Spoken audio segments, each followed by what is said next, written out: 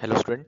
Class 11th में आज हम लोग एक नया टॉपिक स्टार्ट करेंगे कोनिक सेक्शन में, हाइपरबोला। इसके पहले हम लोगों ने जो है इलिप्स को कंप्लीट किया था, ठीक है। सो हाइपरबोला स्टार्ट करने से पहले जस्ट हम लोग फिर से एक बार देख लेते हैं कि हमारा जो कोनिक सेक्शन है उसमें हाइपरबोला कैसे बन रहा था, कैसे एक कोन का एक सेक्शन है। तो आप ऑब्जर्व कीजिए, जो हमारा ये पहला वाला डायग्राम है, इसको आप अगर ऑब्जर्व करेंगे तो जो मेरा मेरा प्लेन है, ये मेरा प्लेन कैसे कट कर रहा है। ये वाला एंगल जो बीटा है और ये वाला एंगल जो है, ये एंगल जो है कोण, और इसमें अल्फा जो है वो बड़ा है बीटा से, है ना। तो इस वक्त जो मेरा प्लेन होगा ये कोण को, दोनों कोण को कट करेगा, ऊपर और नीचे वाले दोनों कोण को कट करेगा। तो उस वक्त जो सेक्शन बन के आएगा, देखिए ये वाला जो सेक्शन बन के आ रहा है, ये जो सेक्शन बन के आएगा ये मेरा हाइपरबोला होगा। ये जो सेक्शन बन के आएगा ये सेक्शन मेरा क्या कहलाएगा, हाइपरबोला कहलाएगा। ठीक है, ये दिख रहा है पैराबोला की तरह, बट ये पैराबोला नहीं है, क्योंकि पैराबोला जो बना था वो मेरा कैसे बना था, when alpha is equal to beta, उस केस में बना था, है ना। तो वो बीटा अल्फा इक्वल, तो ऑब्वियसली शेप और साइज में ये दोनों अलग अलग होंगे, पैराबोला और हाइपरबोला एक जैसा नहीं दिख रहा होगा, ठीक है। और ये दो कर्व का कॉम्बिनेशन है, दोनों अलग अलग कर्व नहीं है, ये एक ही कर्व है, क्योंकि ये एक साथ बना है। सो ये एक ही कर्व है, हम इसको दो अलग अलग कर्व नहीं बोल सकते हैं, ठीक है। तो इस ये जो कर्व है ये मेरा क्या कहलाएगा, हाइपरबोला। सो ये तो हम लोगों ने ज्योमेट्रिकली देखा कि हमने हाइपरबोला कैसे कौन से बनाया है। अब हम लोग, हमारा जो मेन पर्पस होगा इसका इक्वेशन निकालना और इसके डेफिनेशन को समझना कि ये कैसे डिफाइन हुआ है, एक हाइपरबोला को हम कैसे डिफाइन कर सकते हैं, ठीक है। तो अब आप थोड़ा सा ध्यान से देखिए, तो आपका जो हाइपरबोला का डेफिनेशन होगा ना, ये भी लोकस से रिलेटेड होगा। तो हम लोग पहले एक तो हाइपरबोला को डिफाइन करते हैं, हाइपरबोला का डेफिनेशन क्या होगा। Okay, so how will you define your hyperbola, this is the first part. So hyperbola, so what is hyperbola? It is locus of a point, it is locus of a point, एक point का locus है विच moves such that difference of the distance, difference of the distance such that its difference, such that the difference of the distance, difference of its distance from the two foci, from the two fixed point is always constant।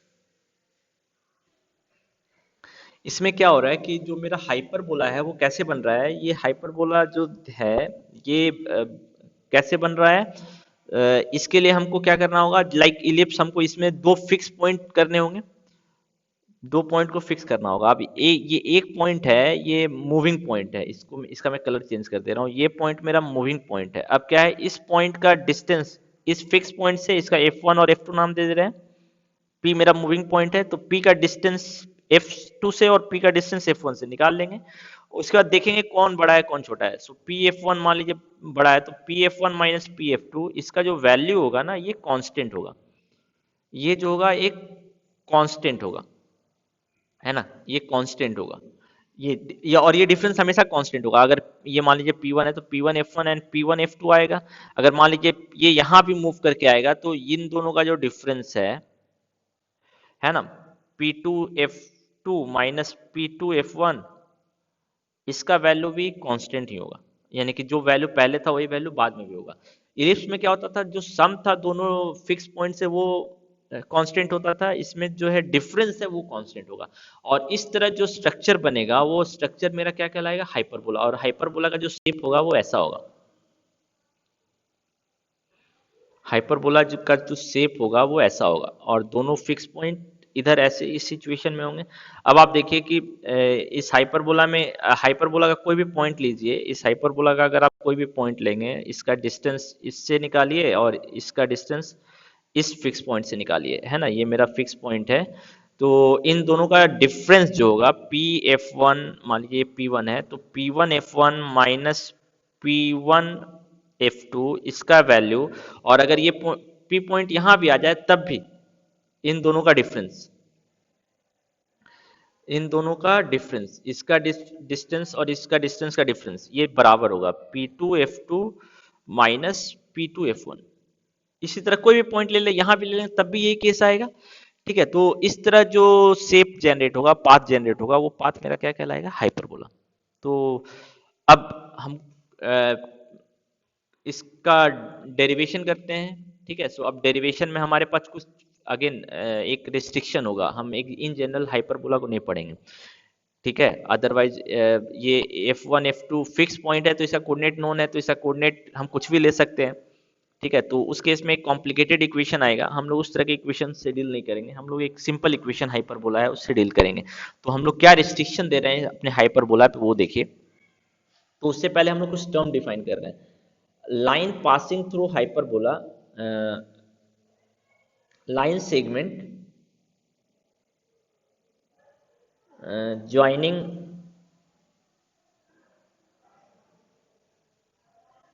The two fix point, है ना, to fix point, जो line segment दोनों fix point को join कर रहा है ना, that will lie on either x axis और ऑन वाई एक्सिस। या तो एक्स एक्सिस पे लाई करेगा या तो वाई एक्सिस पे लाएगा, ये लाई करेगा, ये हमारा पहला कंडीशन होगा। ठीक है, तो the line segment joining the two fix point that will lie on either x axis और वाई एक्सिस, ये ध्यान रखिएगा। यानी कि जो मेरा दोनों फिक्स्ड, जो मेरा अ, जो मेरा जो फिक्स पॉइंट है वो या तो एक्स एक्सिस पे होगा या तो वाई एक्सिस पे होगा। ठीक है, ये मेरा पहला कंडीशन होगा। दूसरा कंडीशन क्या होगा, उससे पहले हम लोग कुछ टर्म डिफाइन कर रहे हैं।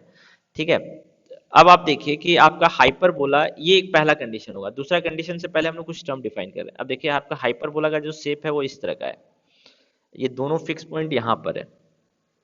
तो इन दोनों को ज्वाइन करेंगे तो लाइन सेगमेंट जो है, जो मेरा लाइन सेगमेंट है F1 और F2 को ज्वाइन करने वाला, ये जो है हाइपरबोला को कहीं कट कर रहा है। ये पॉइंट मान लेते हैं A और B है। ठीक है, तो इस पॉइंट को जहां कट कर रहा है, ठीक है, इस AB को हम लोग बोलते हैं ट्रांसवर्स एक्सिस, ट्रांसवर्स एक्सिस। ठीक है, अब जो दूसरा, अब आप देखिए कि ये मेरा दोनों फोकाई है F1 F2। ठीक है, F1 F2 का जो मिड पॉइंट होगा, F1 F2 का जो मिड पॉइंट होगा, ये मान लेते F1 F2 का जो मिड पॉइंट है वो O है। O is mid point of F1 and F2। O is mid point of F1 and F2। ठीक है, तो जो मेरा अगर मान लीजिए कि ये मेरा x एक्सिस पे है, तो जो मेरा y एक्सिस होगा वो परपेंडिकुलर टू F1 F2 होगा। देन वो मेरा मिड पॉइंट है। तो डेफिनेशन हमने फिक्स कर दिया। अब पहला कंडीशन हमने देख लिया कि अगर लाइन सेगमेंट मेरा जो है वो दोनों फिक्स पॉइंट से पास कर रहा है, वो मेरा या तो एक्स एक्सिस पे रहना चाहिए तो वाई एक्सिस पे रहना चाहिए। तो यहां से हमको पता चल रहा है कि जो मेरा अगर ये मेरा एक्स एक्सिस होगा तो वाई एक्सिस मेरा ऐसा होगा। ठीक है, तो ये दोनों कंडीशन के साथ हम लोग अपने हाइपरबोला को पढ़ेंगे, ये ध्यान रखिएगा। ठीक है, तो अब आप देखिए यानी कि दो तरह का हाइपरबोला आपको मिलेगा। एक हाइपरबोला ऐसा होगा, है ना, F1 F2 यहां पर होगा, और तब ये मेरा मिड पॉइंट है, यहां से मेरा ओरिजिन होगा, ओरिजिन मेरा यहीं पर होगा, है ना, इस mid point of F1 F2 पे होगा। तो मेरा ये y एक्सिस होगा और ये मेरा x एक्सिस होगा। एक हाइपरबोला हो गया। दूसरा हाइपरबोला कैसा होगा, दूसरा हाइपरबोला जो होगा वो मेरा ऐसा होगा। तो उस वक्त क्या होगा, F1 F2 मेरा जो है वो y एक्सिस पे हो गया, और तब जो मेरा मिड पॉइंट है F1 F2 का वो ओरिजिन बन जाएगा। तो x एक्सिस जो है ये ऐसा होगा। ठीक है, तो इन यानी कि हम लोग इसी दो तरह के हाइपरबोला को स्टडी करेंगे अपने इस क्लास 11th के सिलेबस में। ठीक है, तो चलिए हम लोग इसका इक्वेशन डिराइव करते हैं कि what will be the equation of this hyperbola. तो हम लोग पहला केस ले रहे हैं, हमारा जो हाइपरबोला है वो ऐसा है। ठीक है, दूसरे का इक्वेशन ऑटोमेटिकली हम डिराइव कर सकते हैं, कोई प्रॉब्लम नहीं है। ये मेरा वाई एक्सिस है, ये मेरा एक्स एक्सिस है, ठीक है। अब मेरा फोकस यहां पर है दोनों। F1 इसका कोऑर्डिनेट हो जाएगा -c, 0 और F2 इसका कोऑर्डिनेट हो जाएगा c, 0। ठीक है, ये मेरा O हो गया।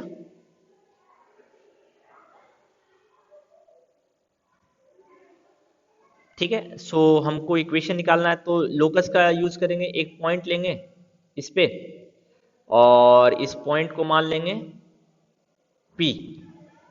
इसका कोऑर्डिनेट, ये मेरा मूविंग पॉइंट है तो इसका कोऑर्डिनेट हम क्या मान लेंगे, H कॉमा के।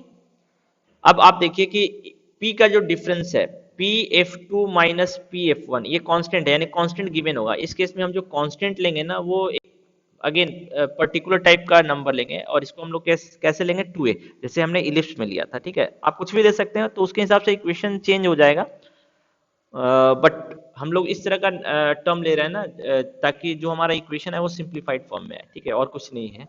ठीक है, ये कांस्टेंट आप कुछ भी ले सकते हैं। अब बाय डेफिनेशन हम लिख सकते हैं ना कि जो डिस्टेंस है वो दोनों का डिफरेंस जो होगा वो माइनस जो 2a के बराबर होगा, तो डिस्टेंस निकालते हैं। तो ये डिस्टेंस कितना आएगा, under root h minus c का होल स्क्वायर प्लस के का square minus under root h plus सी का होल स्क्वायर प्लस के का square is equal to 2a। Now h minus c का whole square plus k का square is equal to, now simplify this like we did in ellipse. Okay, so 2a minus under root h plus c का whole square minus plus k का square. Okay, so अब squaring both side कर दीजिए तो ये क्या हो जाएगा, h minus c का whole square प्लस के का square is equal to 4a का स्क्वायर प्लस एच प्लस सी का स्क्वायर। तो इसको भी एक्सपेंड कर दे रहे हैं, H square plus c square plus 2ac है ना, प्लस के स्क्वायर और minus 4a under root 2ab का टर्म है, एच प्लस सी का होल स्क्वायर यानी H square plus c square plus के plus 2hc plus k square. Okay, now इस इधर भी एक्सपेंड कर देते हैं इसको हम लोग, तो ये हो जाएगा h square plus c square minus 2hc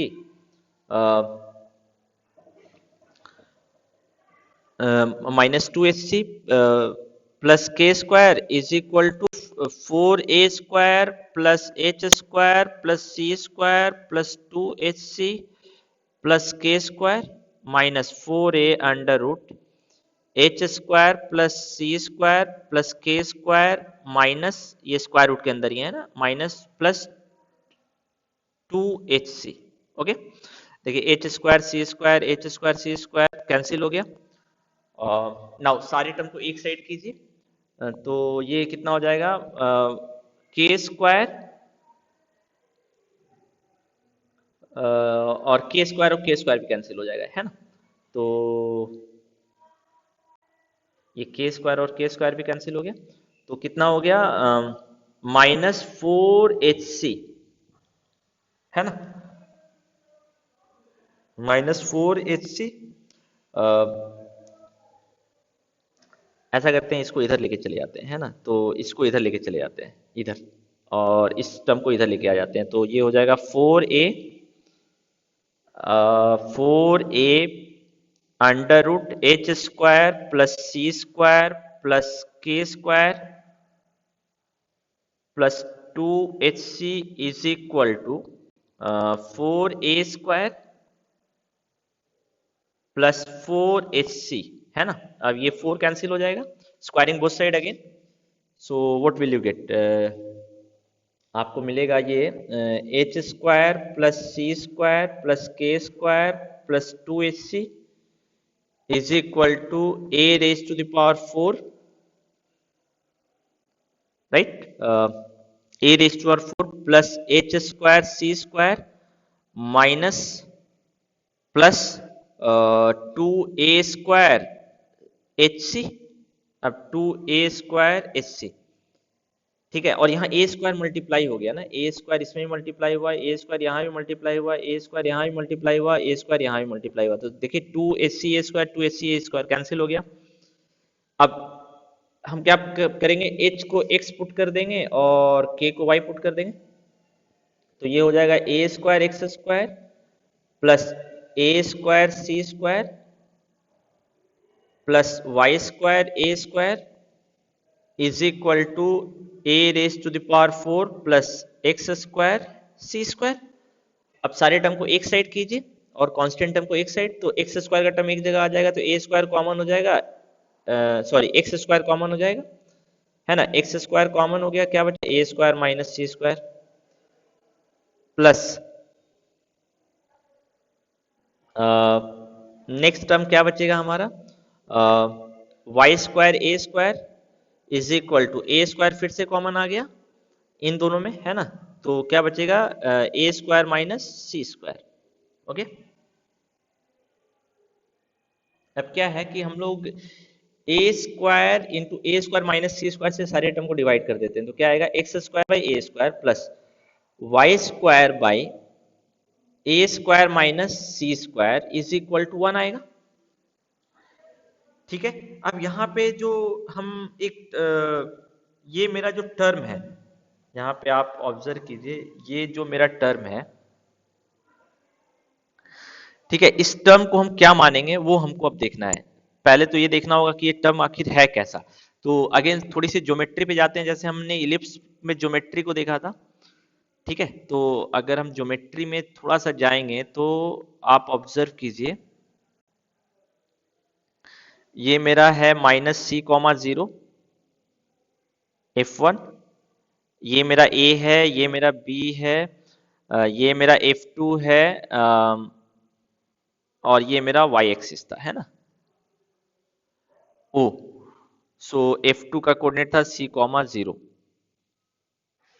ठीक है, अब आप देखिए a जो है ये मेरा हाइपरबोला पे है, तो इस पे भी हम डेफिनेशन अप्लाई कर सकते हैं, लाइक हमने जैसे इलिप्स में किया था, तो हम लिख सकते हैं af2 minus af1 is equal to, b भी मेरा इलिप्स हाइपरबोला पे है, तो हम लिख सकते हैं bf1 minus bf2 is equal to 2a, दोनों 2a के बराबर होगा, है ना।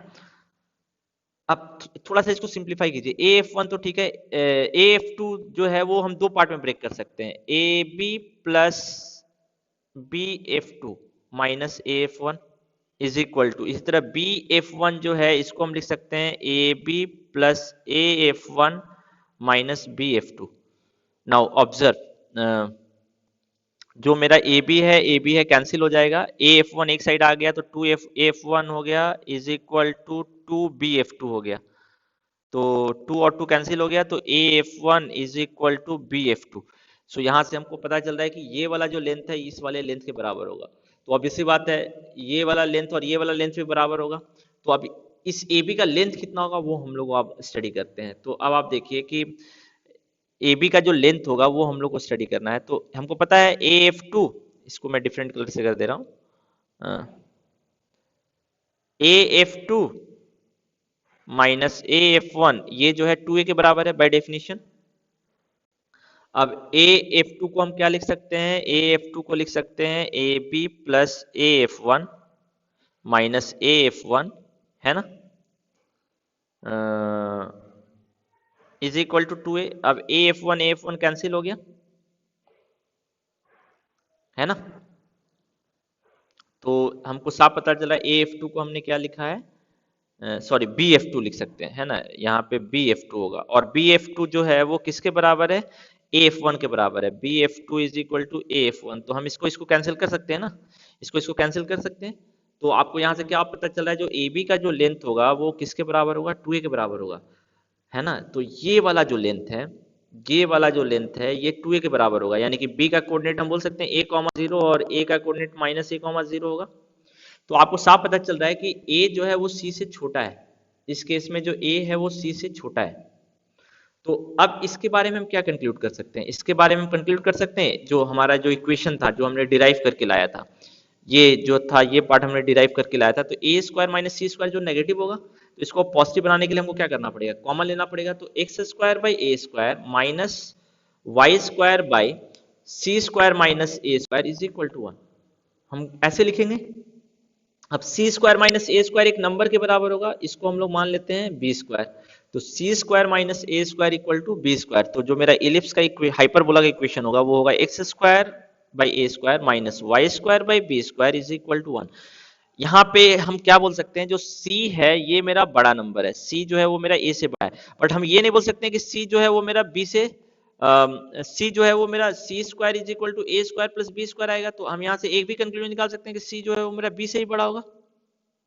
बट ए और बी के बारे में हम नहीं बोल सकते हैं कि कौन बड़ा है। ए भी बड़ा हो सकता है, बी भी बड़ा हो सकता है, ठीक है। तो यहाँ जैसे इलिप्स में जो होता था ए हमेशा बड़ा होता था, इस केस में इन दोनों के बीच में हम कोई रिलेशन नहीं ले सकते हैं। जो भी आइडेंटिफिकेशन होगा वो किसके बेसिस पे होगा, ये नेगेटिव साइन के बेसिस पे होगा। यानी कि जिसके साथ नेगेटिव साइन होगा, यहाँ पे y के साथ है तो जो इलिप्स होगा वो मेरा एक्स एक्सिस पे होगा, हाइपरबोला होगा जो मेरा एक्स एक्सिस पे होगा। लेकिन अगर यही इक्वेशन ऐसा होता, माइनस कॉमन ले लीजिए आप, है ना, अगर ये इक्वेशन मेरा ऐसा होता minus x square by a square plus y square by b square is equal to 1, तो ये वाला हाइपरबोला कैसा होता, ऐसा होता। और ये वाला कोऑर्डिनेट ए कॉमा जीरो, और सॉरी यहाँ पे हम नेगेटिव साइन के साथ नहीं रहेगा ए स्क्वायर, आपके बुक में है ए स्क्वायर यहाँ हो जाता है, बी स्क्वायर यहाँ हो जाता, तब ऐसा होता, ये इंटरचेंज आता। तो ये ए कॉमा जीरो ही रहता, जीरो कॉमा ए रहता, और ये जीरो कॉमा माइनस ए रहता, ठीक है। तो ये हमारा इलिप्स का इक्वेशन का डेरिवेशन वाला पार्ट हो गया, ठीक है। सो पहले आप थोड़ा सा इस सारी चीज़ों को स्टडी कर लीजिए जो आज हमने डिस्कस किया है, ठीक है। हम लोग अभी इस पे और भी डिस्कशन करेंगे, ठीक है। पहले यहाँ तक आप देख लीजिए, और बुक में भी ये सारी चीज़ें डिराइव की हुई है, तो बेहतर है कि आप अगर बुक को भी स्टडी कर लेंगे, तो क्योंकि स्क्रीन छोटा है तो ऑब्वियसली बात है मैं कंप्लीट आपको नहीं बता सकता स्क्रीन पे, और थोड़ा सा लेंदी भी दिखता है।